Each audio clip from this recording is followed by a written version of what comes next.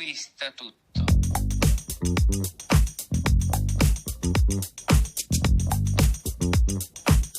L'amore conquista tutto.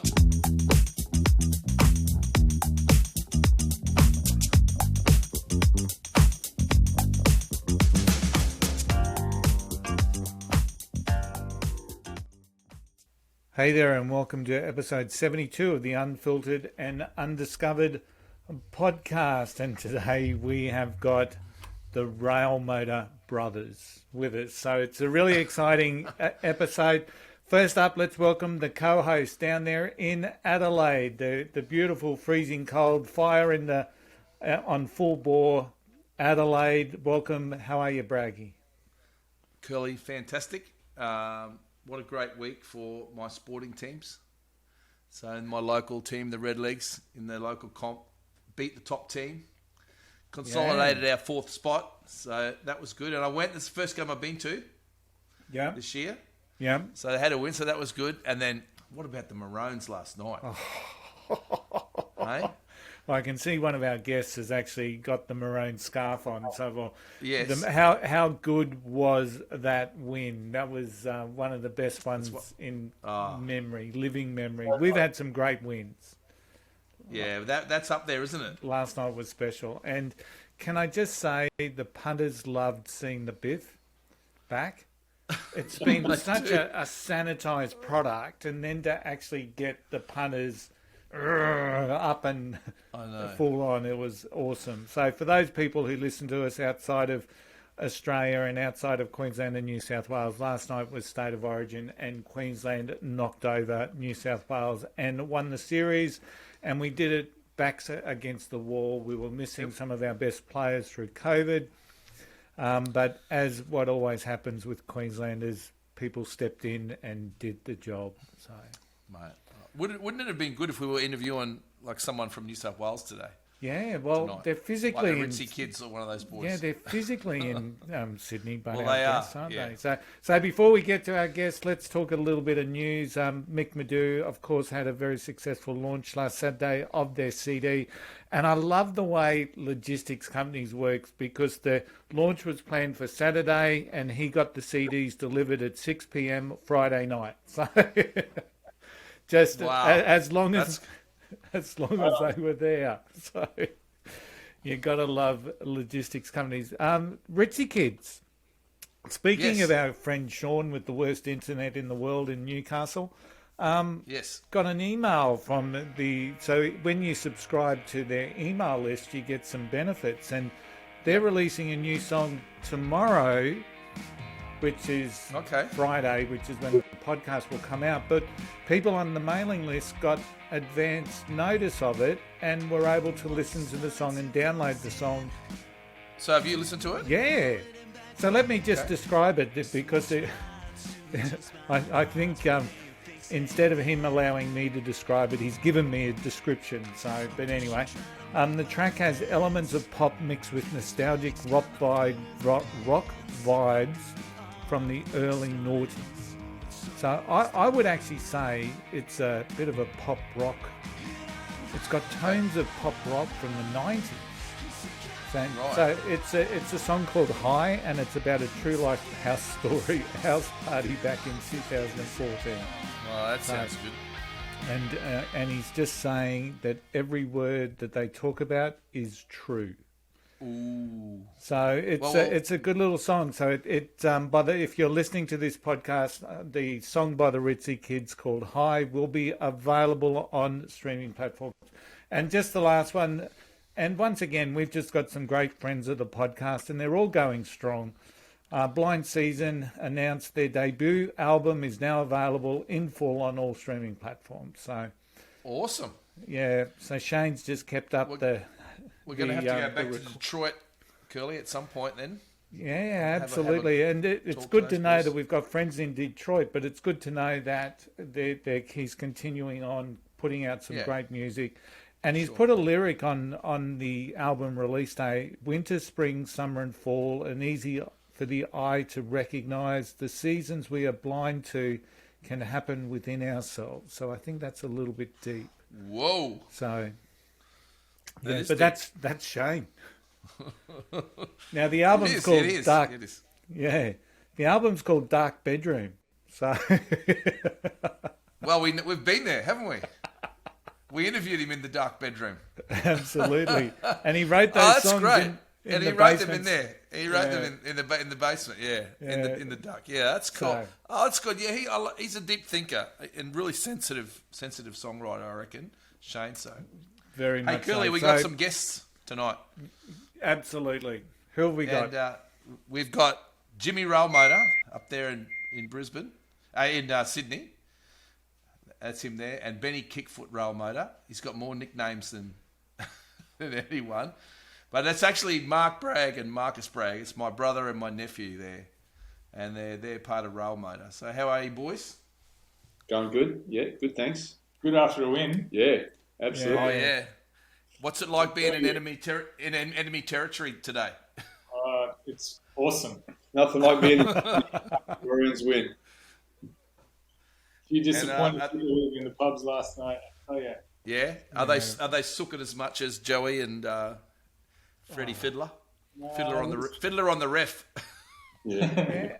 Hasn't Freddie just become a whinger? So, but anyway, we all choose our lot in life, don't we? So, We do. fantastic win it certainly was. So, I'm intrigued by a couple of things here, Braggy. So, first up, this has been a project that's been in the works now for a while, Yep.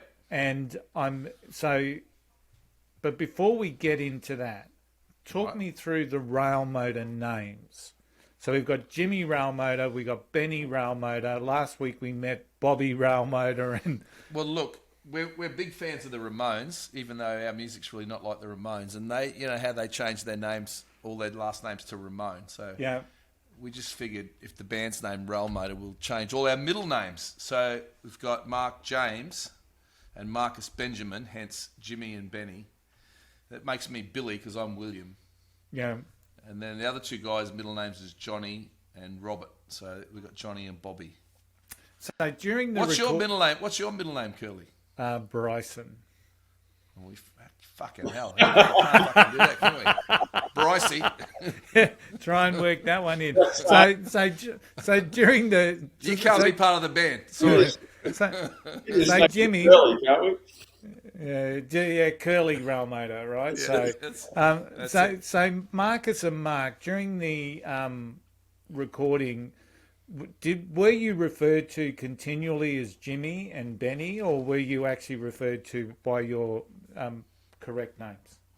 Mostly by Jimmy and Benny. Yeah. Well, it was actually Benny Kickfoot and Benny with a few other adjectives. We got pretty good at remembering everyone's name by the end of it, I think.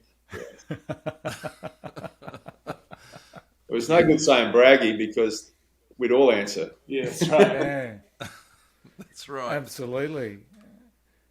So, what got you? So, let's start with you, Jimmy. So, what was the initial thing that got you into music? Because Bragg, Tave shared quite often the story that you were a major inspiration for him getting into music. But I'd love to understand what it was that got you into playing music initially.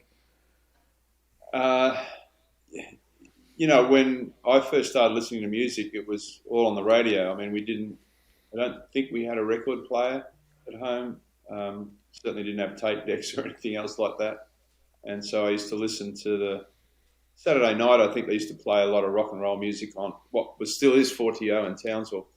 So I used to listen to that.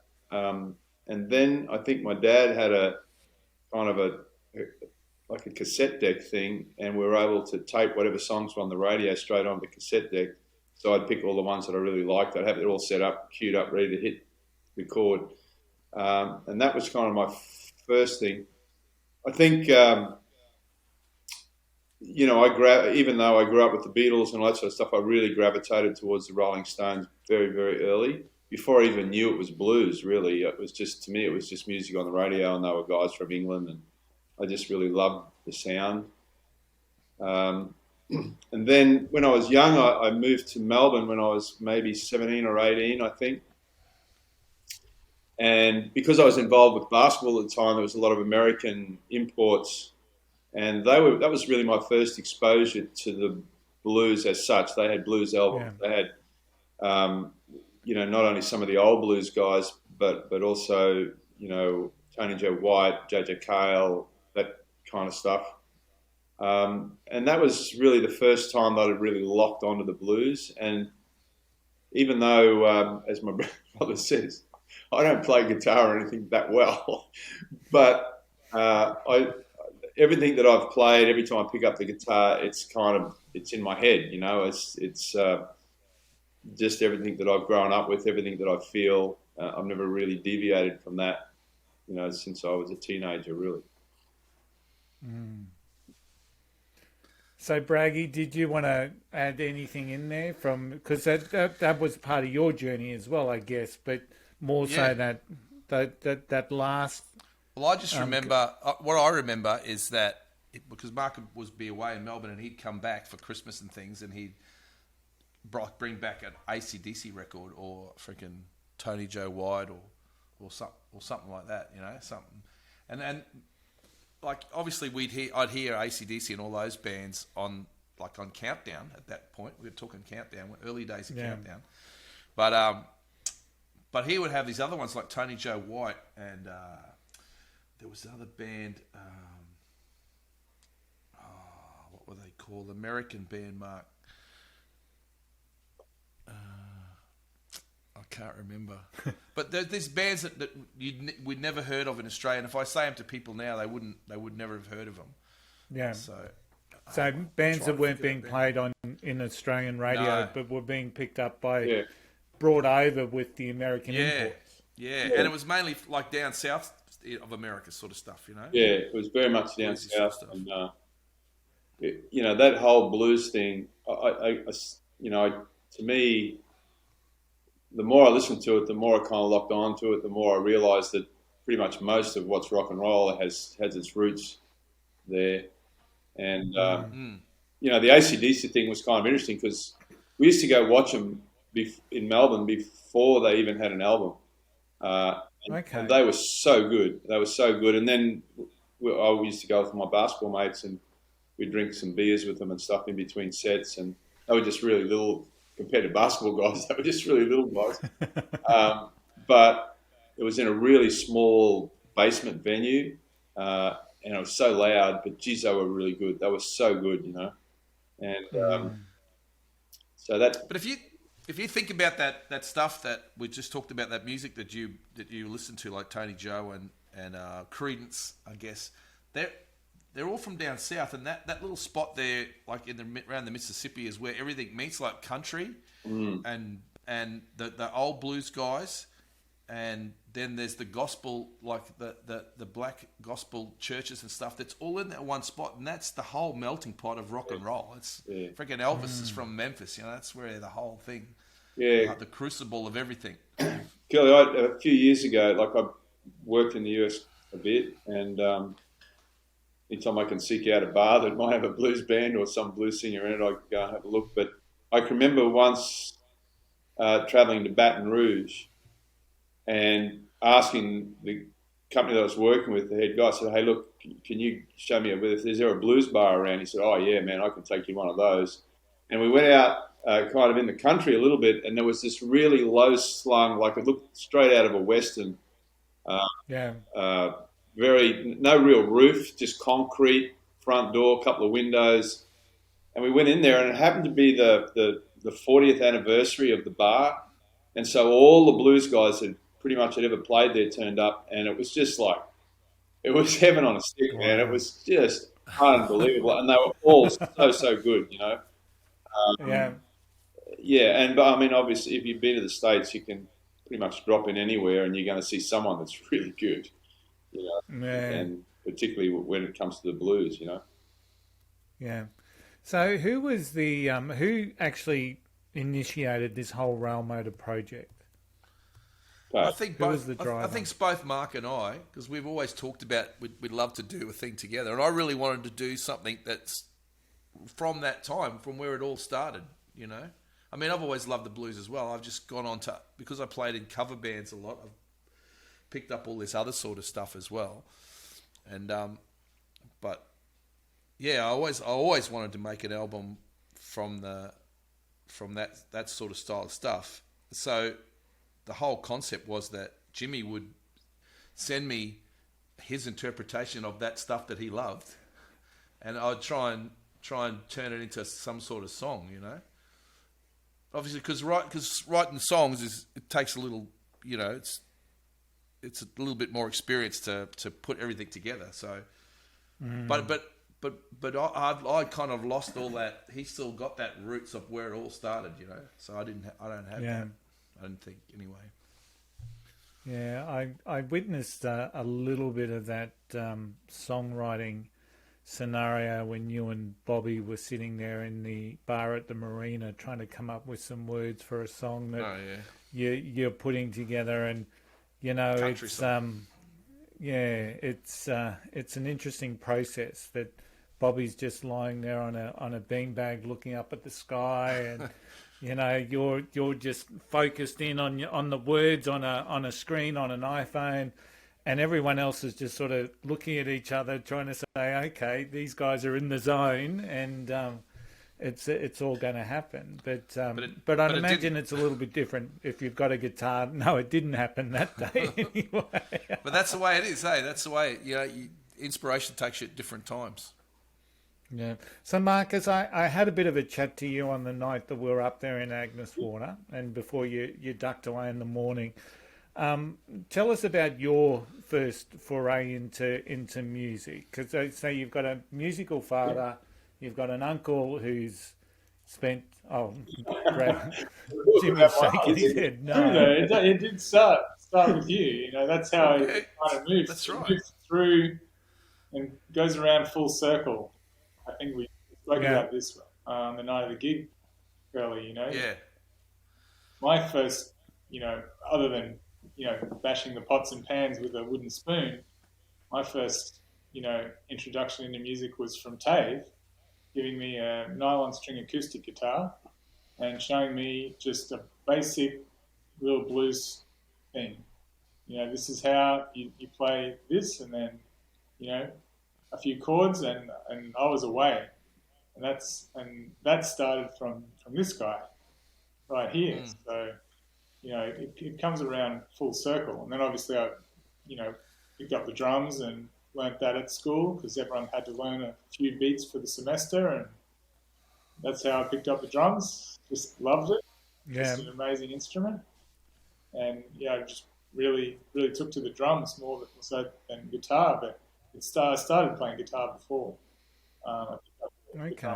And Curly, that Marcus's drum story is kind of interesting because I think it was my wife's 40th maybe, and Tave's band was playing there, and I had no idea Marcus knew anything about the drums or anything, but we just turned around. Here's Marcus, he's drumming for the band all of a sudden, and I'm thinking, where did you even learn that? You know, and he said, I've been working at it at school. You know, I've been doing this and that. He's only like 14, I think, at the time. I said, right, we're going straight to the music store, and we're getting a kit. You know? And then, you know, his first teacher was actually Gav, who's was the Tave's band's drummer. Yeah, actually, Gav is a big inspiration to me too. He was the first guy that showed me like Zeppelin and things like that, you know, and Elvis. Gav was the first guy that showed me Elvis and like Elvis in the 70s when he was doing the Las Vegas thing and the band he had there, and that was a big inspiration to me. So a bit to Gav as well. I don't know if he listens to this, but well, he should be. Yeah. So Marcus, Benny, who were some of your musical influences? The same music I grew up with, really. You know, I think we first got a CD player in the 90s. I can't even remember what the first record I bought was on CD, but it was all vinyl before that, or cassettes. Like you were talking about, taping off the radio, getting copies of CDs on cassette from friends or people at school. And the old mixtape. Yeah, the mixtape. The Walkman was big at that time. So you go to school, you'd have 2 cassettes, you know, and that's all you listen to, backwards, you know, rewind, play, you know. And you knew every word on that album, or, you know, compilation or whatever it was. You knew all the lyrics to the songs, and that's how I started out. But definitely, grunge was big, so everyone was listening to Nirvana and that kind of thing. But I definitely had a lot of the influences that you guys had growing up as well. So like listen to guys put the headphones on, listen to Deep Purple, listen to Zeppelin, listen to all the classic rock stuff. But Sabbath, you were in the Sabbath. Oh, big time, yeah. Black Sabbath, a lot of Black Sabbath, Cream, all that stuff. So all the classics. So Curly, if you put all those things together, if you put like AC/DC, like Oz Rock, and you put Deep Purple and Sabbath, and you put the blues like from Jimmy, then you're going to get something like a track I think we should play probably now, which is the Coal Shoveller. Okay. So this is the first taste of Railmotor for everyone that's listening to this. So, and this is still not the finished product, will it? No, it's not. It's not quite finished. It's not quite finished yet. There's a few little. We got to polish it a little bit more. If you can polish it. Yeah. So this is Railmotor with Coal Shoveller.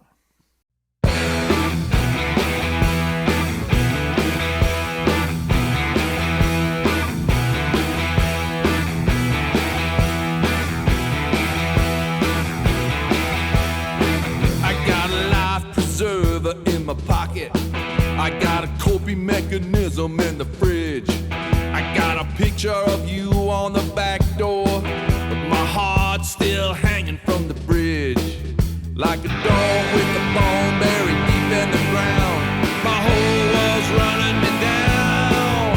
I'm a coal shoveler, baby. I'm working on the midnight train. I'm a coal shoveler, baby. Stoking that fire again.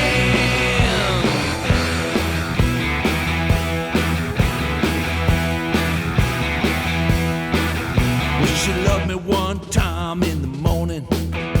She loved me 2 times at night. I've been thinking about the third time lucky, but the dice don't ever land right. My whole damn life's unshackled and loose like a runaway caboose. I'm a coal shoveler, baby, working on the midnight train. I'm a coal shoveler, darling, stoking that fire again.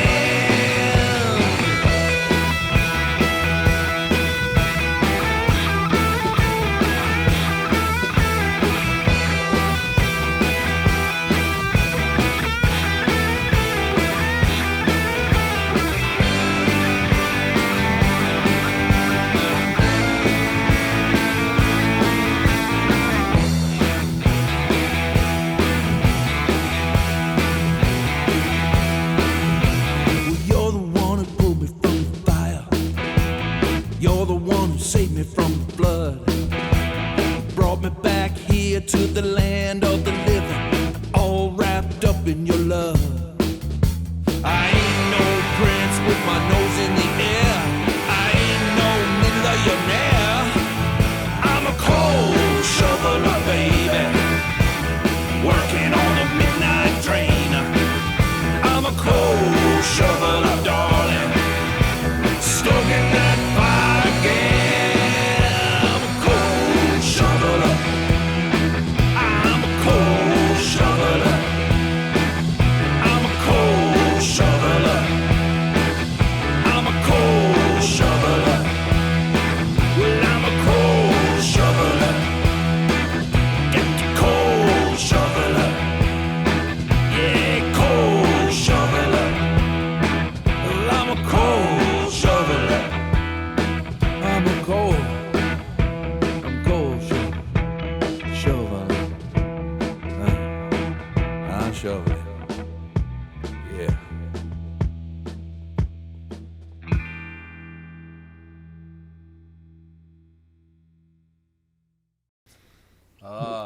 That's called the fall apart ending. That's.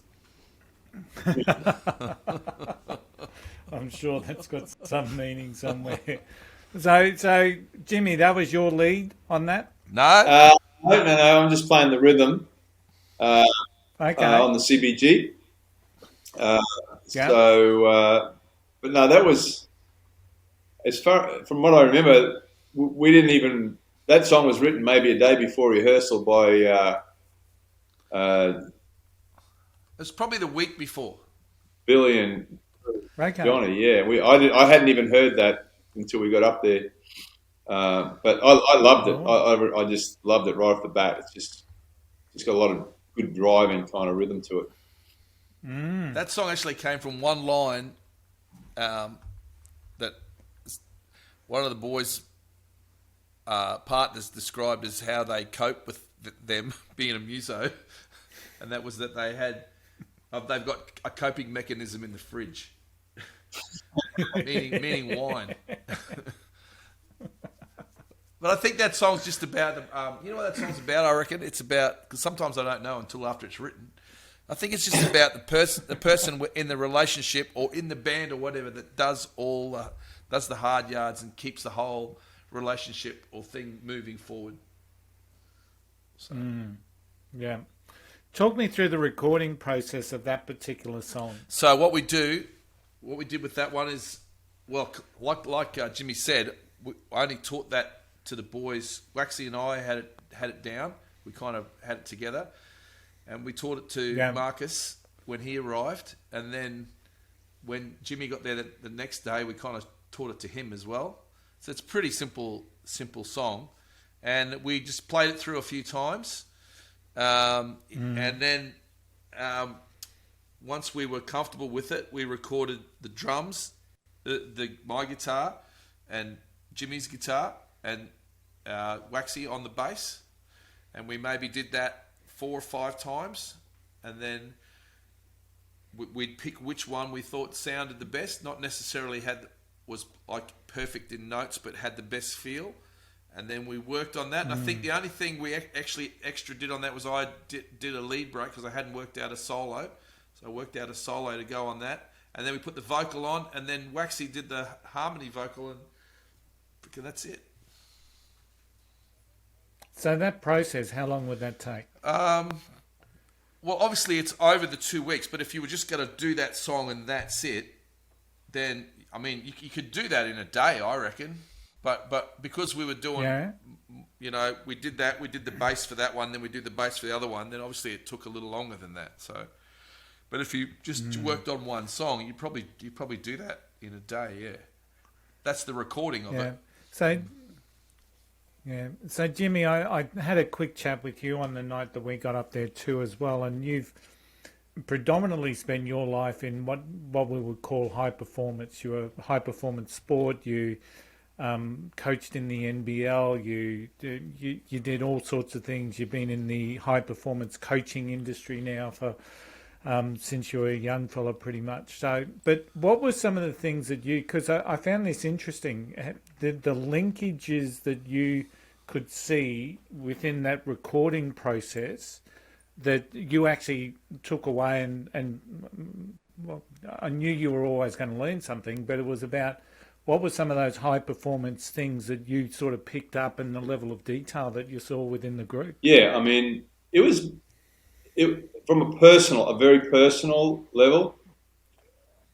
You know, I just went in there grateful that I had this opportunity because I'm playing with, like Marcus here has been playing for 20 plus years, Tave 40 plus, and you know Johnny 40 plus, and Rob, same thing. Their whole lives has been music, and I just haven't dedicated myself to it. And so I was just like, I just tried to make sure I was prepared as I could possibly be.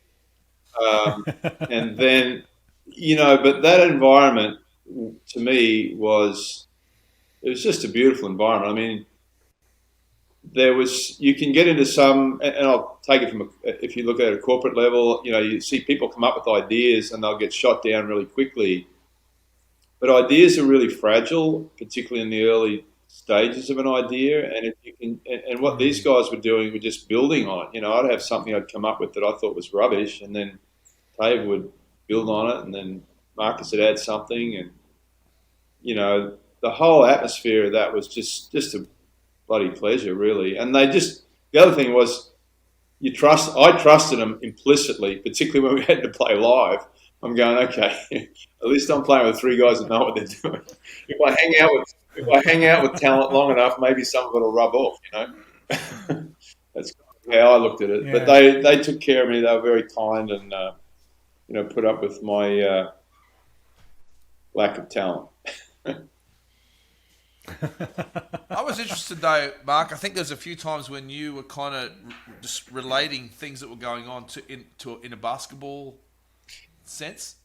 Yeah, I mean, my whole thing has been watching groups of people try to come together and get shit done. I mean, the first 20 years it was basketball. The last 20 years it's been business teams. But that creative environment that's not easy to get in. And obviously we have a family connection.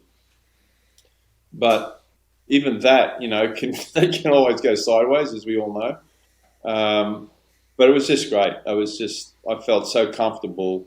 And then Rob, the other thing I think I mentioned to you, Curly, was, Rob, who was engineering the whole thing, that really intrigued me because he was really leading that whole thing.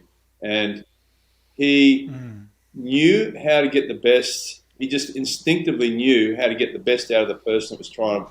Like his relationship with Tave was different to how he interacted with Waxy, was different to how he interacted with me. And then we had singers, backup singers came in. He knew instinctively how to react. He was just very, very good at putting people in an environment where they were going to be at their best. And it was a bloody great study for me just to watch it and be part of it. It was incredible. That's a great point actually with Rob. He does do that. He knows how to get the best out of everybody. He reads that so well. I don't know where he got that from. Because aside from he's mainly a solo guy, He's a solo guy. Yeah. He hasn't played in a lot of bands, but he's worth his weight in gold. Mm.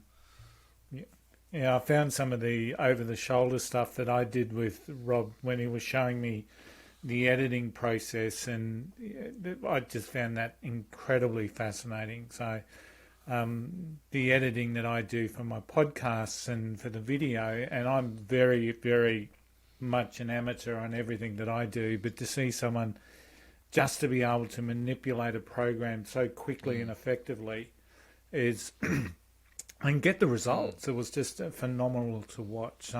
So let's talk a little bit about the live performance, and I'll start with Marcus, because Marcus, you're the young pup of this particular band, even though you're particularly not considering yourself a young pup. But in the terms of the band, you are the young pup.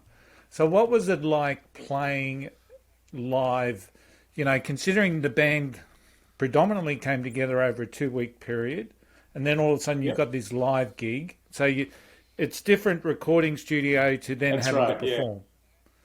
Yeah. So walk me through how that felt for you. I don't know about anyone else, but I always feel a little bit nervous before I play because I want it to go well. So I definitely had the nerves before we played. And I guess the switching from recording, like you do a take and recording, you make a mistake. Oh, it's okay. We'll just start again. We'll go again. And whereas live, you can't do that. So we had to, I guess, quickly transition to performance mode in a day. I guess we had 1 day rehearsal, ran through the songs maybe once or twice each, and just familiarized ourselves with the arrangements again, and then we were into it. So I mean, it's just a fun thing to do, live music. For that reason, you don't know what's going to happen. You don't know how the songs are going to be received. Particularly, songs we've never played live before. And we've actually had, I don't know if we talked about this, but we've only rehearsed once, this band, since its existence, because of everything going on. We had one rehearsal, one gig, one album. Just that one rehearsal. One night only. One night only. Maybe we should go out now. Yeah, that's right. it's But, kind, yeah, it's kind of like. So yeah, this gig was just a blast. I think everyone enjoyed it. I was going to say it's kind of like sport as well. You practice, whatever. But then when game time comes, or when the live gig comes, you really. I find it really makes me focus, and I remember a lot better of the things I'm supposed to do because I'm intensely focused on that point. And I think sometimes you amaze yourself at how well you remember stuff. Even when you think you're not going to be able to do it. So what was it like for you, Jimmy? I'm just a bit nervous now. These guys said they were nervous because I didn't think they were. Yeah, I always get a little nervous. No, I was 100% fine. I felt comfortable. I felt like I knew the songs. But as I said before, Curly, I knew I was surrounded by guys that had done this, hundreds and hundreds of times before. So, I felt really good. I actually enjoyed it. I really, really enjoyed it. I don't know how well I played or how it was received or anything, but I just really enjoyed the whole thing. It was great. Did you ever think you'd be on a stage with your brother? No, this is like, man, unbelievable. Never ever. No, not really. No. And, hopefully we are going to get to do it again in September and hopefully after that, because brother's already talking about album number 2, so. Oh, we're good. Yeah. Well, yeah. A world tour, Braggy. Hopefully, some people hear this stuff. We might be able to get a festival somewhere. A few people are working on that. So Yeah. So what was the best song on the night? I heard a couple of different things. I think the one we're going to play next is probably the one that we got the best reaction from most of the people, which is a song called Mangrove Woman. So do you want to give a bit of a lead into that while I set it up? This is definitely our take on Tony Joe White. And because, Curly, I always say, and I think my brother and my daughter has sort of talked about how the similarities between the deep south in America and the far north of Queensland. There's crocodiles, alligators. It's hot and sweaty. We got mangrove swamps. They got swamps down there, And so I think this song is just a made up song. It's not real, but it's kind of in that same vein as the spooky swamps down in the south of America. Only it's the swamps of North Queensland. It's the swamps of North Queensland, yeah.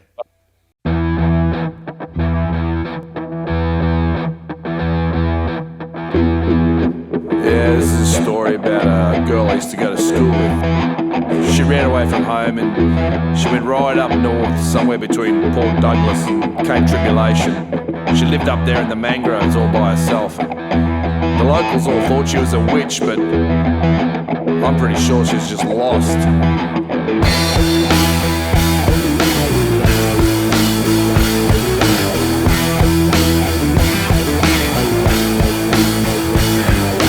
Mangrove woman, where she go? Where she go with the mud between her toes? Mangrove woman, what you know? I know her best friend is a big old fat cane toad.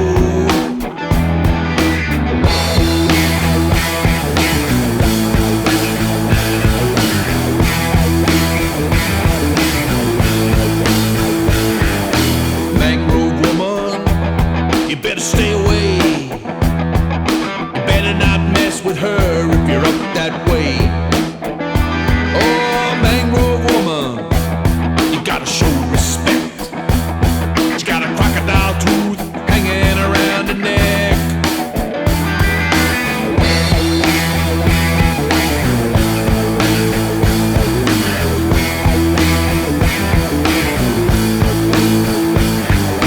Oh, mangrove woman, hear the ocean calling you. Living on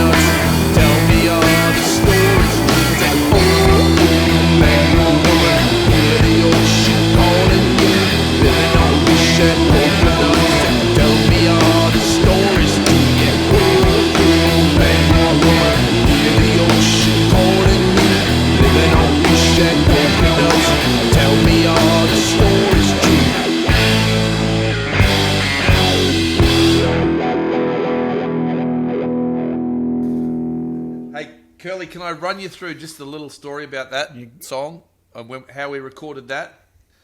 Yep. The day we started to record that and do the bass track for that, Go for it. It was, we were under pressure because Jimmy's wife, that's her favourite song, and she said you better make sure you don't fuck this one up, and so we recorded, and we couldn't get the right feel for it, and we listened to it back that night, like about 4 takes, and we thought, fuck, I don't know what's going on. We just couldn't get it. And anyway, we kind of picked one track that was okay, and we thought we're going to have to do something with that the next day and re-record some things. And Waxy's son, who also lives there, the bass player's son, also lives there in Agnes Water. His name's Jordan. He's one of the most beautiful human beings you'll ever meet in your life. And he's kind of a big fella. And he came to the recording that day, and he gave everybody this. He gave the best hugs, and he gave everybody a hug before we went into the studio that day. And it just came together. I don't know. It just came together that day. We just nailed it, and it came out much better than I thought it was going to come out. So. The smile I get when I hear all those Queensland references all the way through, the cane toad, the mangrove jack. There's a fair bit of Queensland on this album, Curly. There's a lot of Queensland. Yeah. When I lived up in Cairns, Curly, and I worked at a music store up there, we'd get people like hippies that would live in the rainforest actually and come down and to the music shop, and they'd have the dreads, they'd be mad, they'd stink because they hadn't, they'd be living in the rainforest and come down to the music shop, and so that's kind of in my head as well when you're thinking about those things. Yeah. So there was a model there for you to sort of base the song on. And Marcus, you've got a couple of bands that you play in, so talk me through some of those. So let's leave the old guys behind for a sec and talk about some actually. other bands. Just keep the Railmotor train going along for a bit.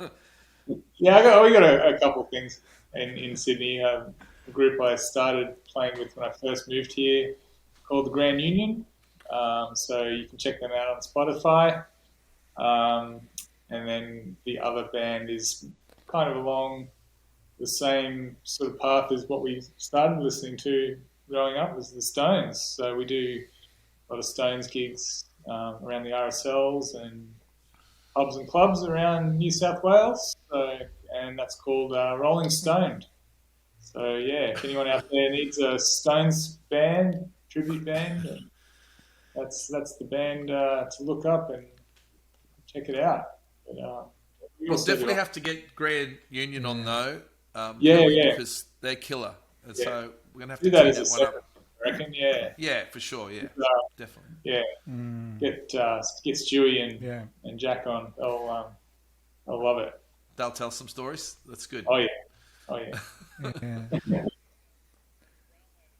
So the Railmotor project. So I'll go back to Railmotor. So the Railmotor project, I suppose, has been a long time coming, and now that it's almost like, does it feel like it's finished, or what happens next? What's the next step in the journey? We're going up to Magnetic Island, where the Blow Up Sweethearts recorded an album, and we're going to do a kind of a bit of a launch up there. Yeah. That's in September. It's still kind of in the planning, but that's going to happen. And then I guess we've got to figure out if we're going to make vinyl, because I think all the boys want to have some vinyl. Because, I know you're a big fan of vinyl, Curly, and we always have our little 7-inch thing. So, but unfortunately, we've got 16 tracks, and they won't all fit on vinyl. Well, they will, but you drop in the quality. So we probably have to cut. It looks like I think we only have to cut 2 or 3. So, but it'll all go onto Spotify. So that's the thing. So we're just waiting now for Rob to do his wizardry on the rest of the songs, and then we'll have to engage. Yeah. I guess Sydney's the best place for that, guys. Someone to do some vinyl for us, and then we've got artwork and things like that. And well, you showed a bit of the artwork on the side of those clips there. That's pretty much the album cover. I think we're kind of a little committed to number 2. Album 2. Oh, yeah, for sure. I'm 100%. 100% I say kind of committed. That's me, but the other guys probably. I think we're even going to go strip it back even more. This Yeah. one and just go acoustic. Yeah. It's got just those two songs have got that really. It's when you go back and you listen to Blow Up Sweethearts, and then you listen to some of the stuff that you produced and put on yourself, Tave, and then you're listening to those two songs, it is a noticeable shift into that That's good. guitar bluesy type feel. Yeah. And as I said, it will take my wife a little bit of time to There's get 14 other her head songs around for Sharon to like. So, I will tell her. Billy, you reckon would the people watching or listening be interested in what I'm playing? Yeah, I think you should. I think because they won't. People listening won't be able to see it, but it does go on, and we do go onto YouTube, so you should. Unless I bring it up here right now. Yeah, Brett. So I'm saying, bring it up right now. Yeah, go grab it. Yeah, It's a beast. Absolutely. Yeah. So, Braggy, this has been a real emotional project for you, even though you don't necessarily get you don't get overly emotional. Fucking hell. So were there tears shed with the project? Not really. Or? I mean, you might make me cry now, Curly, if I start thinking about it. I do get it. I do get emotional about it. Yeah, it's just it's such a cool thing to be able to do it, and just I think I mean the reason I ever made the first album with the Blow Up Sweats because my daughter said, "Dad, can you fucking just actually do something?" You said, instead of dreaming about it and actually leave something behind, Not that she's trying to get rid of me, but so and fuck, it's just so much fun, And it's more, Curly. It's more about, for me. It's more about. Yeah. I don't really. I mean, I do care about the quality of the music and stuff, but it's more about just the process of making these things. And because, like you said, this one's so different, I'm really keen. It's such a good group of people to make another one and do something really different again. Because it's such a good outfit, I'm sure we could do anything, Maybe we hang out all the time. Like, Marcus is like my best mate. We've always done everything together ever since we were a kid. But this would probably be the most interaction Tave and I have had in 40 years. Oh, for sure. We're always in touch with each other, but in terms of constant contact, backwards and forwards, hanging out together, doing shit together. Yeah, it's definitely brought us closer together than we've ever been. We've always been close, but we're just one of those families that doesn't have to be in each other's pocket the whole time to understand that, It's kind of like you and I, Curly. We just took up where we left off, even though we hadn't seen each other for ages. It's the same thing, Yeah, absolutely. Were you guys competitive? I was 8 years younger. Here's the cricket bat. I'm going to bowl at you at freaking 100 miles an hour, even though you're only 8. That's what I was like. If he could have dunked, he would have dunked on me as well.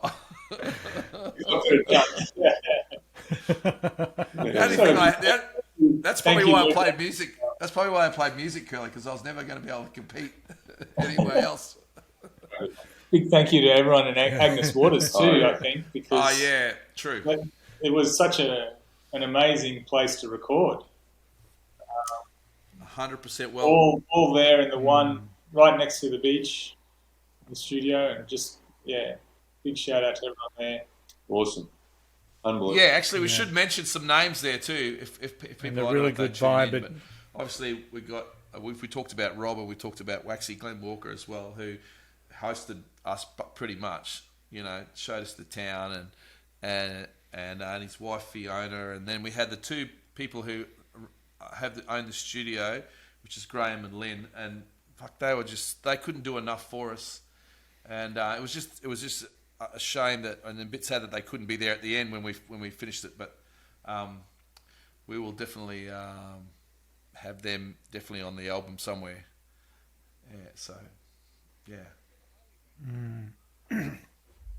But I highly recommended the way you guys did it.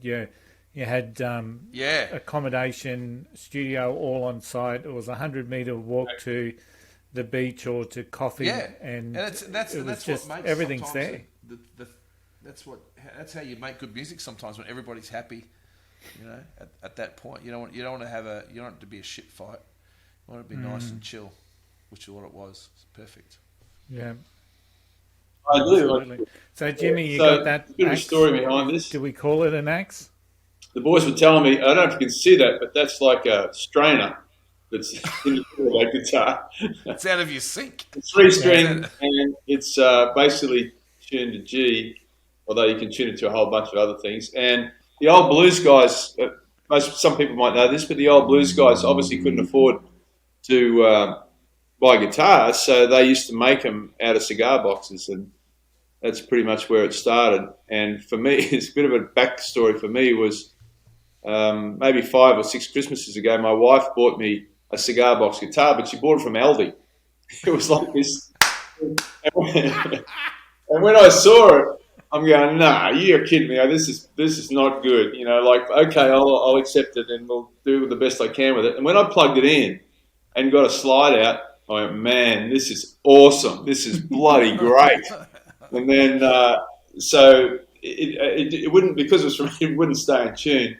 And then subsequently, Marcus was playing a gig, and I found a guy that was actually making these things, and I asked him to make me a lefty, and you know, that's the result. And probably Tave, maybe 8 or 9 of the songs I'm playing this. Yeah, I think there's only 2 that you're not playing it. 2 or 3, yeah. 2 or 3 maybe, 2 or 3 you're not playing it. Yeah, and what input I had to the songs that Tave obviously wrote came straight from this, and Marcus. You know, we just get in the room, this room here actually. Marcus would get on the drums, and I just play and create the feels. Put a voice create the feels together, and then send it to Tave, and he'd come back, finished product. Not quite. Well, not quite finished, but a lot better than what I'd sent down the line. That's but you sent me the essence. Yeah. Yeah. I've heard that a little bit. You send something to Tave, a riff or an idea, and it comes back almost fully formed. Well, I know exactly where he's coming from because there's a bit of I know exactly where he's coming from because I remember it. Yeah. So when's the album coming out? We need to talk to Bobby about that. He's been out gallivanting. He was actually at State of Origin last night. Yeah. He was in your fine city there. Just flew down for the day. Was he? Saw the Maroons home, and then he's flown back today. So he'll be listening tomorrow. Oh, if he could get a flight based on what's happening in the airline. So I'd like for us to be up on Spotify by the time we do like a launch in another gig that we're doing up on Maggie Island in September. I think that should be the case. We won't have vinyl by then, but we should be able to. Excellent.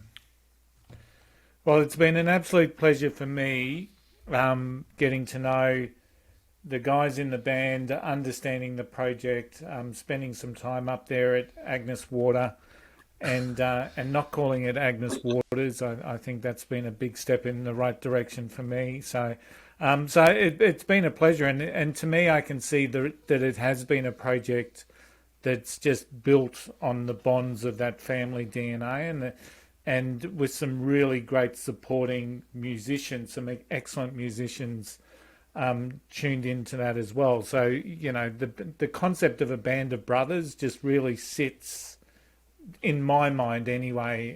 I don't know if that's a bit too corny for you guys, but that's the way that the project feels to me. It's like, you know, whether it's Waxy or, you know, Rob or Jimmy or Benny Kick. Isn't that a great name? It's just like, it's a band of brothers. So I can't wait to hear more. So, I hope the listeners and the viewers enjoyed that. Thanks to Kelly for taking an interest in us and coming up to Agnes too, taking time out. Thanks, Kelly. Thanks, mate. Fantastic. Yeah. Alrighty, so Braggy, just to close up, so Mark and Marques don't run away. We need you to hang on, so don't run away. We'll just close down the show. So we've got what we call our Undiscovered 7-inch segment. Less likely to be undiscovered. Oh no, I reckon nowadays, I reckon my two. You go first. I reckon my two are pretty undiscovered. So what have you got for there? most people? Okay, well, this is going to surprise you. So dynamic hypnotics with soul kind of feeling. So I used to love these guys. They would tour relentlessly mid-80s and about 84, 85 I think was the key times, and you'd see them up in Brisbane probably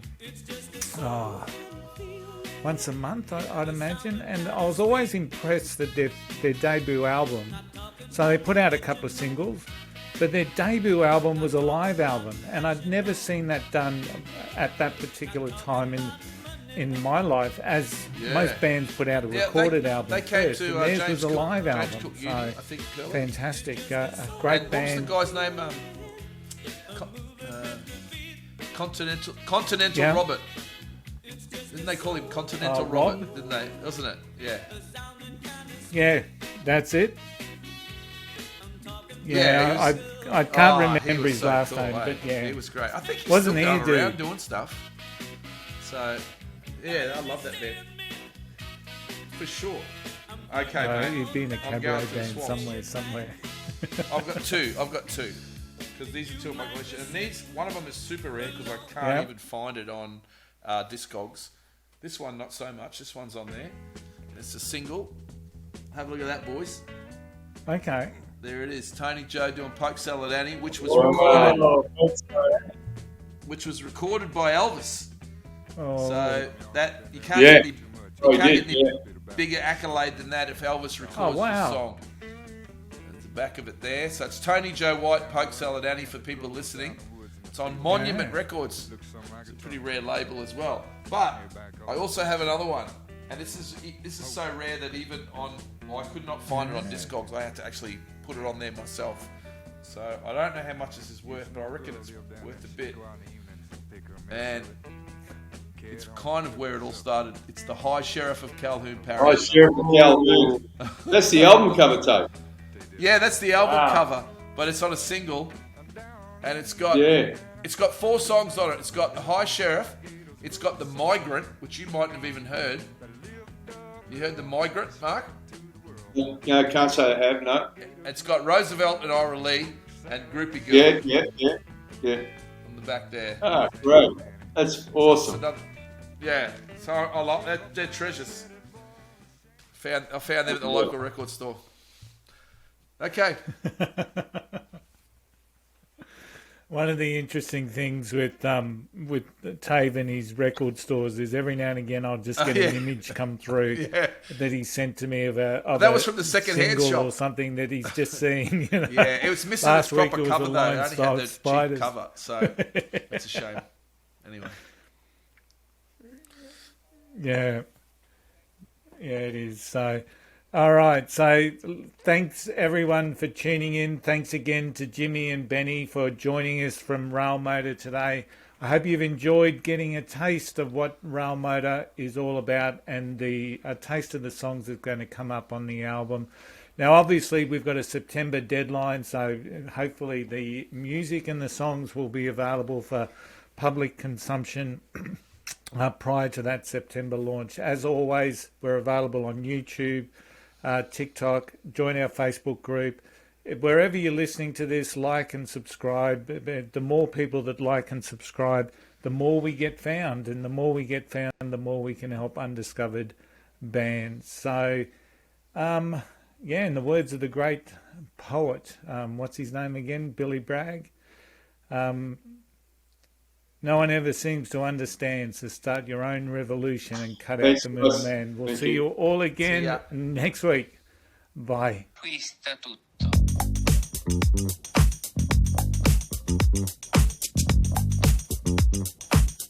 L'amore conquista tutto.